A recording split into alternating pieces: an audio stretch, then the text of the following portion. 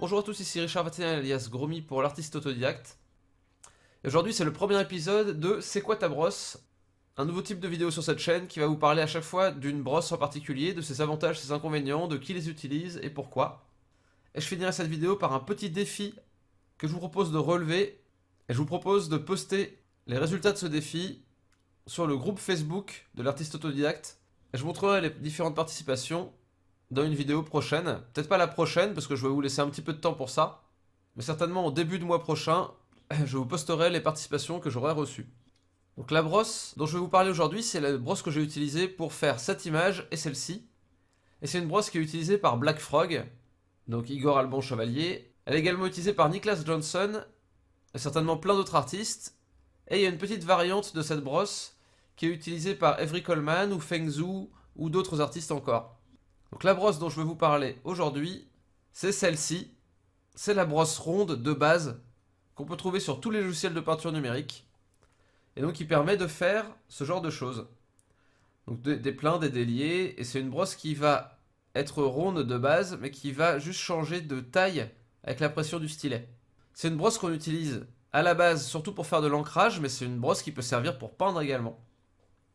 Et donc la petite variante, comme je vous disais, qui est utilisée par Avery Coleman ou Feng Zhu, c'est, vous voyez, c'est celle-ci. Donc en faisant ça, vous voyez pas trop la différence. Par contre, si je fais juste un petit point et que j'agrandis, vous voyez que c'est une brosse qui est un peu texturée. C'est une brosse qui reprend une forme de un petit peu rectangulaire, qui est une forme de tampon qui est disponible sur Photoshop à la base, que là j'ai importé sur Clipsio Paint et que vous pouvez retrouver sur certaines de mes brosses dans le pack sur la peinture numérique et la lumière, disponible sur le Gumroad de l'artiste autodidacte.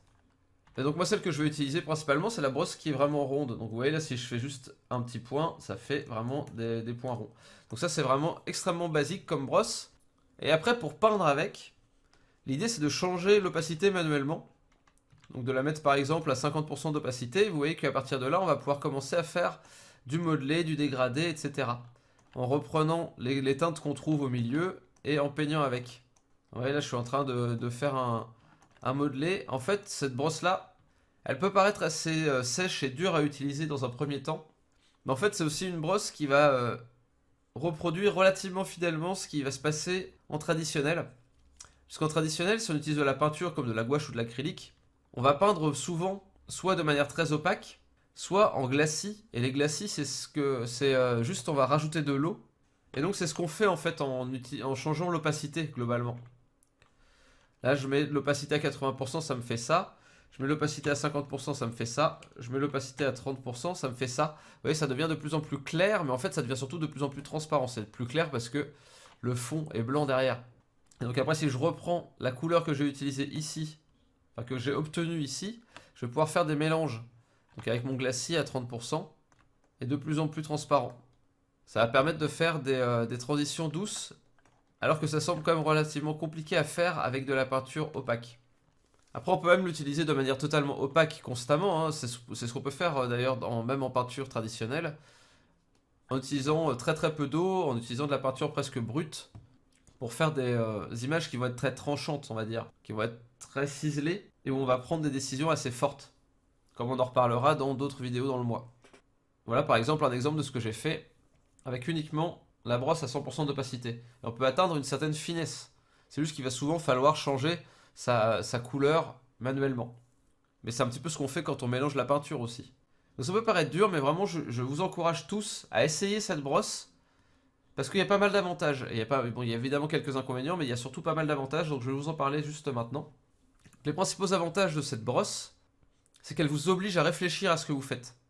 Donc c'est une très bonne brosse pour apprendre la peinture numérique.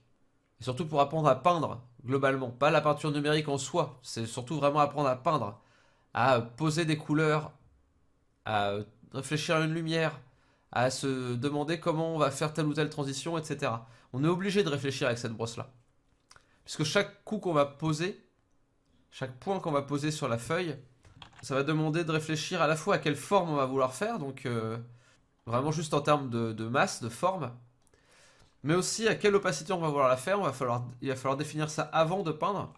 On va pas pouvoir partir sans idée préconçue de ce qu'on va faire. Il faut d'abord réfléchir et après le faire. Et ça, c'est un très très bon outil pour apprendre. Et vous pouvez faire par exemple tout le pack de peinture numérique et lumière dont je vous ai déjà parlé, que vous pouvez retrouver sur le Gumroad, avec uniquement cette brosse-là. Vous allez passer à côté de certaines choses de la peinture numérique, mais vous allez apprendre beaucoup mieux comment vraiment peindre. Après, le deuxième avantage de cette brosse-là, c'est que c'est très simple techniquement. Donc c'est une brosse qui va être rapide, même sur des grands documents, et même avec un PC qui n'est pas forcément très très puissant. Et puisque c'est simple techniquement, c'est une brosse qui va être rapide sur n'importe quel logiciel. Et ça, c'est assez important aussi. Vous pouvez l'utiliser à merveille sur Krita, qui est donc un logiciel gratuit, ou sur Clip Studio Paint, qui est un logiciel qui n'est pas très cher, c'est celui que j'utilise, ou sur Photoshop, pour ceux qui ont un peu plus les moyens, puisque pour Photoshop, il faut payer tous les mois un abonnement. Et l'idée, c'est aussi que tout ce que vous allez apprendre avec cette brosse-là, vous allez pouvoir le réutiliser après avec des brosses plus complexes, ou qui fonctionnent juste différemment. Par exemple, les brosses qui vont changer d'opacité avec la pression, bah vous pourrez les utiliser certainement de manière plus précise à partir du moment où vous aurez appris déjà à gérer la pression et que fait la pression et comment s'en sortir pour l'utiliser au mieux. Et donc enfin, dernier avantage, c'est le fait que la taille change avec la pression sans changer d'opacité. Et ça fait qu'on peut obtenir des grandes subtilités dans les formes, une grande finesse. Ce qu'on n'a pas forcément toujours quand on utilise une brosse qui change d'opacité avec la pression, parce que les brosses qui changent d'opacité avec la pression, souvent, on leur fait pas trop changer de taille.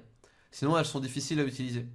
Puisqu'on ne pourrait pas avoir à la fois quelque chose de transparent et de épais.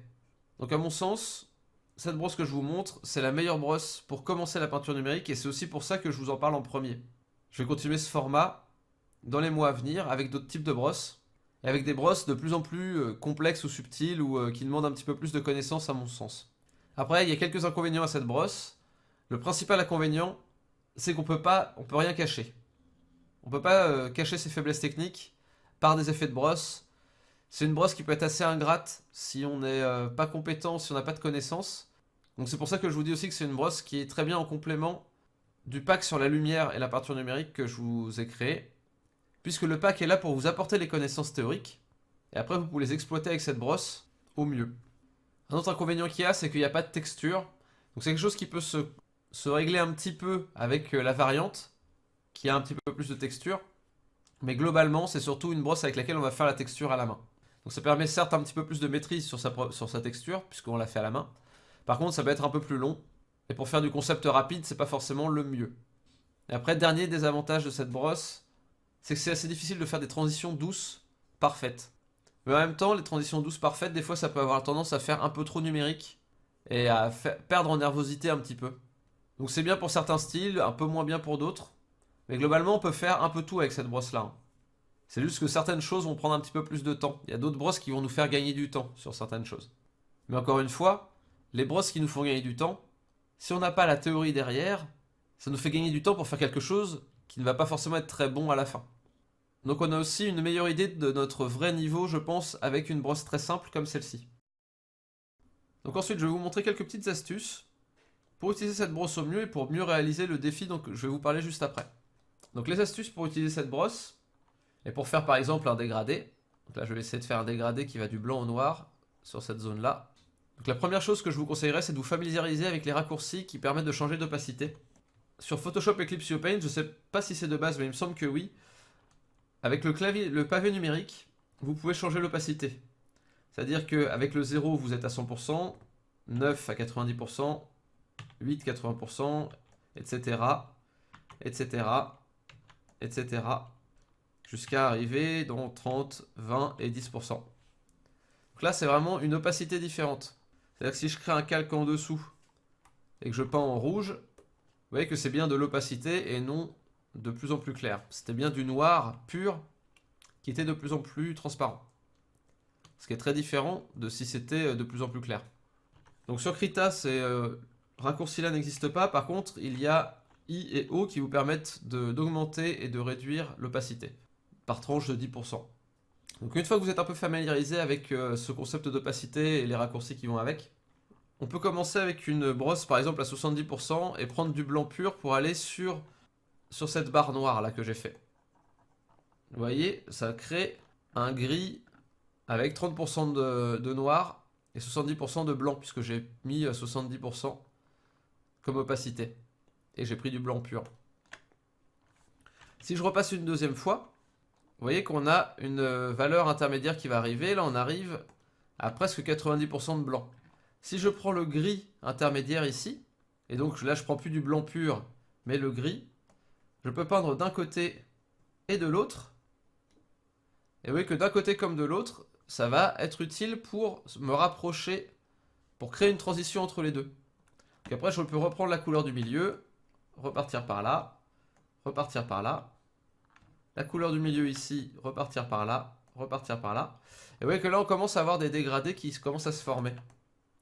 Là, je pars dans ce sens-là, dans l'autre sens. Chaque fois, je prends une valeur intermédiaire et je vais dans les des deux côtés et je peux créer un dégradé de cette manière-ci. Donc là, je suis avec une brosse à 70%. Pour être un peu plus subtil, j'aurais pu prendre une brosse à 50%. C'est vrai que celle à 70%, c'est en général ce que je prends. Ça me semble être un bon compromis. Permettre de faire des transitions relativement douces, mais rester quand même relativement opaque pour faire les grandes masses et rester vraiment avec la couleur que je veux principalement. Donc là ici on a une transition qui est beaucoup trop dure. La transition douce se fait bien entre le début et ici, et puis après entre là et le noir. Mais il manque encore quelques petites étapes en transition là. Mais avec quelques petits coups supplémentaires, on peut réussir à faire une transition qui va s'adoucir petit à petit. Ça demande juste un petit peu de temps, mais ça se fait très bien. Donc vous voyez, c'est un dégradé qui est complet ici. Et il a de la matière, il n'est pas totalement plat. Donc c'est un rendu qui peut être assez intéressant à avoir. Ça donne vraiment un aspect matiéré, ça fait pas juste un dégradé plat et une transition parfaite comme on peut avoir en numérique parfois. Donc personnellement j'adore ce rendu là, après peut-être que vous ça vous convient un peu moins, mais en tout cas moi ça me plaît beaucoup. Et je pense que c'est intéressant d'apprendre à faire ce genre de choses. Donc une des grandes astuces aussi de ce genre de brosse, c'est que quand vous utilisez une opacité qui n'est pas à 100%, il faut essayer de garder appuyé le plus longtemps possible pour faire des formes sans faire des artefacts un peu bizarres. Parce que là, vous voyez, là, j'ai fait toute la forme ici sans lever le stylet.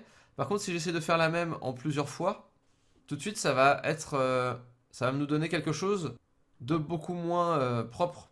Et ça peut vraiment poser problème. Aussitôt qu'on va commencer à croiser plusieurs lignes qui sont avec une opacité qui n'est pas à 100%, on va avoir des superpositions, des artefacts qui vont faire un peu crado, pas très propre, quoi. Après, on est obligé de revenir dessus avec la couleur qu'on a trouvée au milieu et puis à refaire une nouvelle passe, quoi. Et du coup, on va avoir des bords qui vont être un petit peu plus sales. Et du coup, voilà, on peut arriver vite à une peinture qui n'est pas forcément aussi réussie qu'on voudrait si on fait trop de petits coups de brosse. Par contre, ça peut être intéressant des fois d'utiliser ça pour faire des hachures, pour faire des dégradés ou des trucs comme ça, ou donner de la matière, ça peut être intéressant aussi. C'est juste qu'il faut l'utiliser à dessein. Il faut être au courant de ce qu'on va avoir, et c'est comme, encore une fois, réfléchir à ce qu'on fait. C'est surtout ça ce qu'il faut retenir de cette vidéo, c'est que cette brosse-là, c'est une brosse qui oblige à réfléchir, ce qui peut être un avantage comme un inconvénient. Si vous ne savez pas à quoi réfléchir, par exemple. Un autre point important de cette brosse-là, c'est de savoir gérer rapidement le changement de taille de la brosse. Personnellement, j'ai créé des raccourcis pour changer la taille de la brosse à la volée. Je les ai mis sur 2 et 3 sur mon clavier.